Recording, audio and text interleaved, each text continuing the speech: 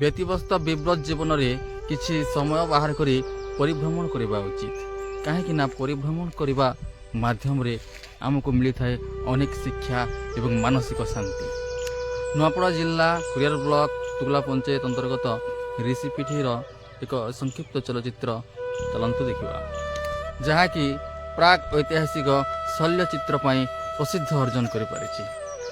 ମୋର ବାଲ୍ୟବନ୍ଧୁ ସହିତ ଋଷିପୀଠ ଅଭିମୁଖେ ଆମେ ଯାତ୍ରା କଲୁ, ଯିଏକି ସ୍ୱତନ୍ତ୍ର କାର୍ଯ୍ୟ ସମ୍ପାଦନା ଦଲା ବ୍ରହ୍ମପୁରରେ ନିୟୋଜିତ ଚିତ୍ରକଳା ନିଖୁଣ ଭାବରେ ସମ୍ପାଦିତ କରାଯାଇଛି। ଇତିହାସ କହେ ଏହି ଜାଗାରେ ସର୍ବପ୍ରଥମେ ଆଦିମାନବମାନେ ବସବାସ କରୁଥିଲେ, ତାପରେ ଓଡ଼ିଶାର ମାନବ ସଭ୍ୟତାର ବିକାଶ ହୋଇଥିଲା। ଏହି ଗୁମ୍ଫାରେ 23 ପ୍ରକାର ଶୈଳଚିତ୍ର ନାଲି ଏବଂ ଗେରୁଆ ରଙ୍ଗ ରଙ୍ଗାଯାଇଛି, ଯାହାକି ଏପର୍ଯ୍ୟନ୍ତ ଅମ୍ଳାନ ରହିଛି। ପାରିପାର୍ଶ୍ୱିକ ପରିବେଶକୁ ସୌନ୍ଦର୍ଯ୍ୟ ତଥା ପର୍ଯ୍ୟଟକମାନଙ୍କୁ ଆକର୍ଷଣ କରିବା ପାଇଁ ଅନେକ ପ୍ରକାର ପ୍ରତିମୂର୍ତ୍ତି ମାନ ନିର୍ମାଣ କରାଯାଇଛି।